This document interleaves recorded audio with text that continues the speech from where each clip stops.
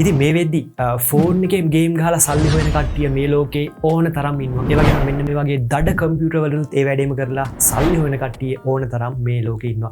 ඉතින් ඇතරම ෆෝන් එකකින් ගේම් ගහ සල්ලි හොයන්න පුළුවන් කියලා අපි මේ වෙදනුත් දන්න දෙයක්න ඒක ලෝකේ ගොඩක් අයි කරන දෙයක් ශ්‍රී ලංකාවෙත් ගොඩක් අයි කරන දෙයක්. ඉතින් මේ ගේම් කියල කතා කරේ අර ප්ලේන් උඩ යනගේ මීට පස්සේ ඔට්ටු දානේවා අන්නේ වගේ දේවල් නෙවෙයි. ඉතින් ඒ වගේ දේවල්න්න කවදාවත් මම මේ චැනල් එකේ කතා කරන්න.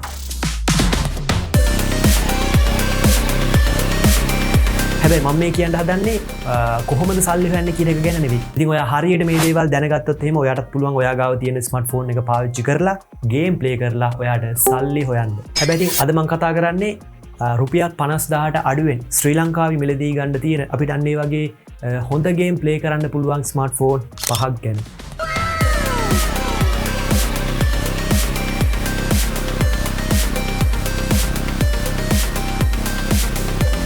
ඉතින් ඇත්තටම මම මේක තෝරගත්තේ අපි හැමෝටම රුපියල් ලක්ෂ ගණක් වියදම් කරලා ලොකු ස්මාර්ට්ෆෝන් ගන්න බෑනේ.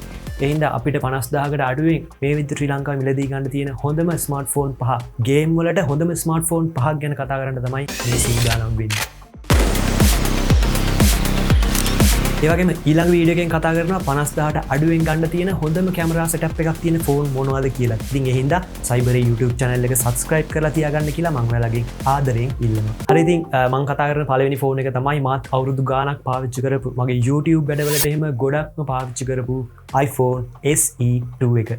ඉතින් අතට මේක ගොඩක් ලොකු ෆෝන් එකක් නෙමෙයි. ඔයාලා දන්නවා iPhone 7 එක ඊට පස්සේ ආපු iPhone 8 එක මෙන්න මේ size එකට හදපු iPhone 11 එකේ performance එකට සමාන performance එකක් තියෙන ෆෝන් එකක් තමයි මෙන්න මේ SE2 කියලා කියන්නේ. ඉතින් දැන් iPhone එකක් ගත්තාම අපිට 50000කට අඩුවෙන් ගන්න තියෙන iPhone තමයි ඔන්න iPhone 7 Plus එක ගත්ත හැකි. ඒක ටිකක් ලොකුවට තියෙනවනේ.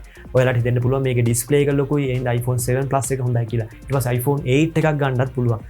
සමහරට 8 Plus එකක් ගන්නත් පුළුවන්. හැබැයි මේ ඔක්කොම ෆෝන් පරදිනවා මෙන්න මේ iPhone SE2 එකට. මොකද මේක තියෙන performance එක, මේක තියෙන chip එක, මේක තියෙන OS update මේ හැම දෙයක්ම එකතු වුණාම iPhone SE2 එක ඉස්සරහින් ඉන්න රුපියල් 50000ට අඩුවෙන් ගන්න තියෙන හොඳම ෆෝන් අතරේ. ඒ හින්දා ඔයාට ගේම් ප්ලේ කරන්න කැමති නම් ඔයාට iPhone එකක් නම් ඕනේ. ඔයාට තියෙන රුපියල් 50000කට අඩුවෙන් නම් ඔන්න ඔයාට ගන්න පුළුවන් හොඳම ෆෝන් එක තමයි iPhone SE2 එක. ඉතින් මේකේ විශේෂත්වයක් තමයි තාම මේකට OS update එනවා. ඉතින් අපි ඊළඟ වීඩියෝ එකකින් කතා කරනවා ඊළඟට එන්න තියෙන iOS 19 එක ගැන ගොඩක් දේවල්. ඒ හින්දා channel එකත් subscribe කරලා තියාගන්න කියලා මම ඔයාලට ආයෙත් මතක් කරනවා. ඉතින් iPhone SE2 එක ගැන මම සම්පූර්ණ full review එකක් කරලා තියෙනවා channel එකේ. ඉතින් ඔයාලට පුළුවන් channel එකට ගිහලා බලන්න. නැත්නම් මෙන්න මේ card එක click කරලා මෙතනිනුත් ඔයාලට බලන්න පුළුවන් iPhone SE2 එකේ full review එක.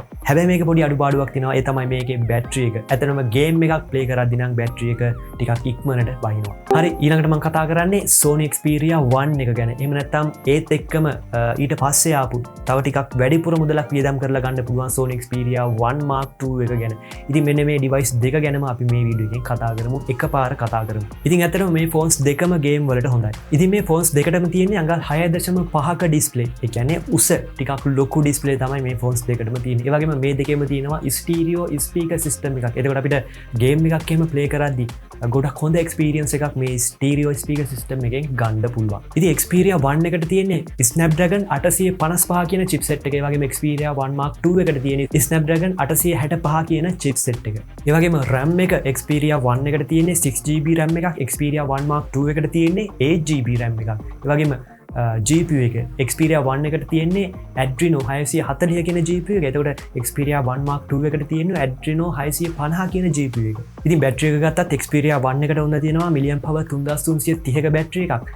ඒ වගේම Xperia 1 Mark II එකට තියෙන milliamp power 4000ක බැටරි එකක්. ඉතින් මේ phones දෙක ගත්තාම ඇත්තටම Xperia 1 Mark II එක තමයි ඉස්සරහින් ඉන්නේ. හැබැයි අපි දැන් අද කතා කරන්නේ රුපියල් 50000 කියන price range එකේ ඉන්නේ. ඒකට සමහර තැන්වල රුපියල් 50000කට අඩුවෙන් Xperia 1 Mark II එකක් මිලදී ගන්න බෑ. හැබැයි Xperia 1 එකක් මිලදී ගන්න පුළුවන්. එතකොට ඔයාලට Xperia 1 Mark II එකක් මිලදී ගන්න පුළුවන් නම් 1 එකකට වැඩිය 1 Mark II එක ඇත්තටම ගොඩක් හොඳයි. මේ ෆෝන් එක ඉස්සරහින් ඉන්නවා. performance එක, ඊට පස්සේ battery එක, විශේෂයෙන්ම camera එක මේ හැම දෙයක් අතින්ම Xperia 1 Mark II එක තමයි ඉස්සරහින් ඉන්නේ. හැබැයි 1 එකට වැඩිය ගාන ටිකක් සැරයි. කොහොමුණත් මෙන්න මේ phones දෙකම අපිට කැමති game play කරන්න පුළුවන් phones දෙකක්. ඒ හින්දා 50000කට අඩුවෙන් මිලදී ගන්නවා නම් ඔයා ගාව තියෙන රුපියල් 50000 ඉන්නම් ඔන්න ඔයාලට ගන්න පුළුවන් හොඳ phones දෙකක් තමයි Xperia 1 එකයි 1 Mark II එකයි. හරි ඊට පස්සේ මම කතා කරන්නේ Xperia 5 එක. හෝ බයිවෙන්ඩ Xperia 5 එක ගැන කතා කරට මොකද සමහර හිතන් ඉන්නවා Xperia 5 එක ඩිස්පලේ එක ග්‍රීන් ලයින් එනවා කියලා. ඇත්තටම 5 Mark 2 එක 5 Mark 3 එක මේ ෆෝන්ස් වල ග්‍රීන් ලයින් ඇවිල්ලා තියෙනවා. මම ඒවා ගැන වීඩියෝස් ගොඩක් කරලා තියෙනවා. ඉතින් ඔයාලට පුළුවන් channel එකට ගිහිල්ලා ඒවත් බලන්න. හැබැයි අද මම කතා කරන්නේ 50000ට අඩුවෙන් ගන්න පුළුවන් ගේම් වලට හොඳ ෆෝන් වලින් එක ෆෝන් එකක් තමයි මෙන්න මේ Xperia 5 එක. ඉතින් මේක Xperia 1 එකේ මල්ලි කීවොත් එහෙම හරි. මොකද performance එක එකයි. Xperia 1 එකට වැඩිය බැටරි එක මේකේ පාවිච්චි කරන්න පුළුවන්.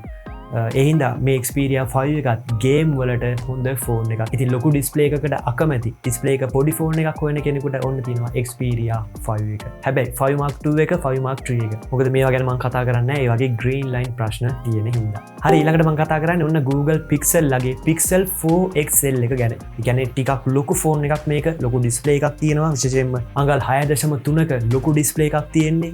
90 Hz refresh rate එක මේකට තියෙනවා. ඉතින් මේ ෆෝන් එක 2019 රිලීස් වුණ ෆෝන් එකක්. Android 13 වලට මේ ෆෝන් අප්ඩේට් කරන්න පුළුවන්. ඉතින් මේ ෆෝන් එකකුත් අපිට රුපියල් 50000ට අඩුවෙන් මිලදී ගන්න පුළුවන්. හැබැයි මේ වගේ තියෙන මම දැක්ක එකම එක අඩුපාඩුවක් තමයි මේ වගේ බැටරි එක. මේ වගේ බැටරි එක ටිකක් ඉක්මනට බහිනවා. ඒ හින්දා අර ඉස්සෙල්ලා iPhone SE2 එක වගේ ගේම් වලට ගේම් ප්ලේ කරද්දි මේ වගේ බැටරි එක ඉක්මනට බහිනවා. ඩේටා හැම ඔන් කරලා ගේම් එකක් ප්ලේ කරද්දි බැටරි එක ඉක්මනට බහිනවා. ඒ හින්දා මේ ෆෝන් එකක් මිලදී ගද්දි අන්න ඒ දේවල් ඔයාලා මතක තියාගන්න ඕනේ. හැබැයි මේ ෆෝන් ගේම් වලට ඇත්තටම හොඳයි. හොඳ පොෆෝමන්ස් එකක් තියෙනවා. හොඳ RAM එකක් තියෙනවා.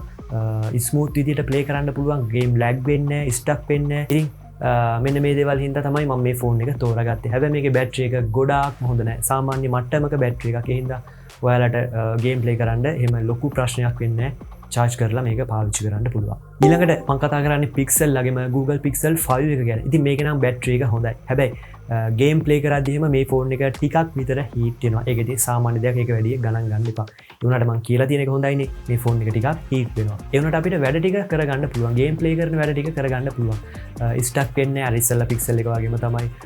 ස්මූත් විදිහට ප්ලේ කරන්න පුළුවන්. ඊට පස්සේ ඕනම ගේම් එකක් වගේ මේකේ ප්ලේ කරන්න පුළුවන්. හොඳ performance එකක්, හොඳ RAM එකක්, හොඳ chipset එකක් මේකට තියෙනවා. හැබැයි Pixel 4 XL එක තරම් ලොකු ඩිස්ප්ලේ එකක් නෙවෙයි මේකට තියෙන්නේ. මේකට තියෙන අඟල් 6ක ඩිස්ප්ලේ එකක්. හැබැයි මේක ඔන්නේ Android 14 වලට අප්ඩේට් කරන්න පුළුවන්. ඉතින් ගේම් ප්ලේ කරද්දී නම් අපිට Android අප්ඩේට් එක ලොකු ගැටලුවක් වෙන්නේ නැහැ. ඉතින් මේකේ wireless charging එහෙමත් තියෙනවා. SE2 එකෙත් wireless charging තියෙනවා. ඊට පස්සේ Pixel 5 එකෙත් wireless charging තියෙනවා. මේ ෆෝනුත් ගොඩක් හොඳයි. අද මම කතා කරන විදිහට ගේම් එහෙම මේ ෆෝන් වල ලැග් එකක් නැතුව ස්මූත් විදිහට ප්ලේ කරගන්න පුළුවන්කම තියෙනවා. ඉතින් මම මේ කතා කරේ අපිට රුපියල් 50000ට අඩුවෙන් ගන්න තියෙන පාවිච්චි කරපු ෆෝන් මොනවද කියන එක ගැන. ඉතින් තව මට කියන්න බැරුණ දේවල් තියෙනවා නම් ඔයාලා ගාව පාවිච්චි කරන ෆෝන් එකක් තියෙනවා නම් හොඳට ගේම් ප්ලේ කරන්න පුළුවන් ෆෝන් එකක් තියෙනවා නම් මේ ෆෝන් එක රුපියල් 50000ට අඩු නම් අනිවාර්යයෙන්ම කමෙන්ට් එකක් දාන්න. ඉතින් මම අද කතා කරේ ෆෝන්ස් 5ක් ගැන හින්දා සමහර විට ඔයා ගාව තියෙන ෆෝන් එක මට මගේ ඇරෙන්න පුළුවන්. ඒ හින්දා ඔයාලට පුළුවන් ඔයා ගාව තියෙන ෆෝන් එකේ මොඩල් එක පහලින් කමෙන්ට් එකක් දාන්න යන්න. ඔයාලට ඉස්සරහට වන වීඩියෝස් මොනවද කමෙන්ට් කරන්න අනිවාර්යයෙන්ම. එහෙනම් අපි හැම වෙලාවෙම මේ වගේම තවත් අලුත්ම වෙනස්ම වීඩියෝ එකකින් එතකම් මං ගිහිල්ලා යන්න. ඔයාලට සුබම සුබ දවසක්.